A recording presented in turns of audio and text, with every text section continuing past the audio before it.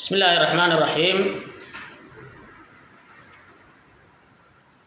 dhammaan dadweynaha Soomaaliyeed ee daneeya barashada luqadda Carabiga soo dhawaada waa aniga oo ah Macallin Cabdirasaaq Bashiir Maxamuud halkan waxa aan ku soo gudbinayaa dhowr weerood oo Carabi ah la socosho wanaagsan fil fasalka dhexdiisa fasalka dhexdiisa faslun waxa weeyaan fasal fiina de waxay tusaysaa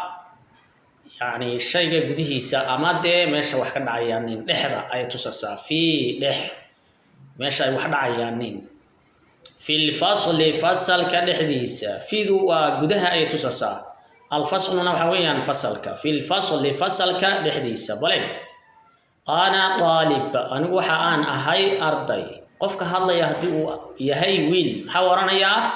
ana talib anigu arday ayaan ahay hadii uu gabar yahay ana talibah ana talibatun ta siyada ah ayaa gabadhu wadataa ta taaniis ayaa la yiraahdaa taada dhadiga baleeg marka ana talibah anigu ardayad ayaan ahay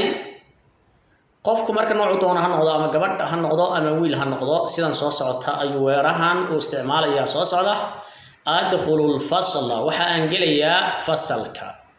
adkhulu waxa aan gelayaa al fasla fasalka ajlisu wa aan fariisanayaa ala al kursiga ayaan ku fariisanayaa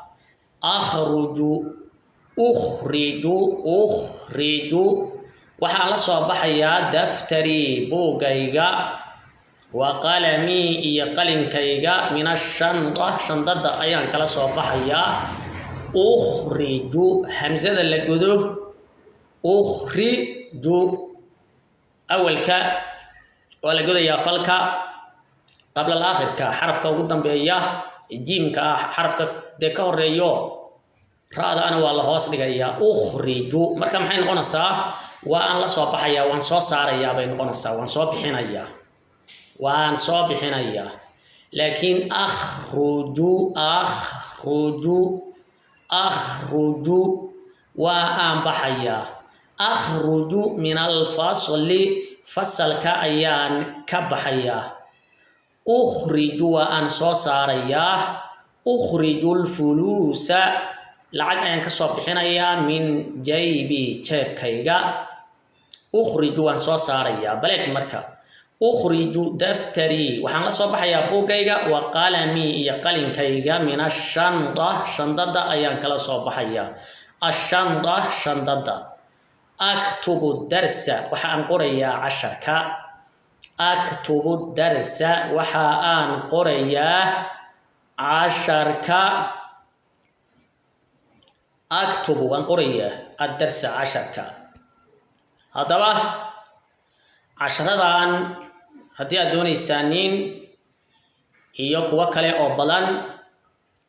si wanaagsan haddaad doonaysaanin inaad u barataanin luqadda carabiga insha allahu tacaala nala soo xiriira kuna soo biira machadka baxrul culuum ee barashada luqadaha machadka baxrul culuum ee barashada luqadaha waxa uu qaadanayaa arday cusub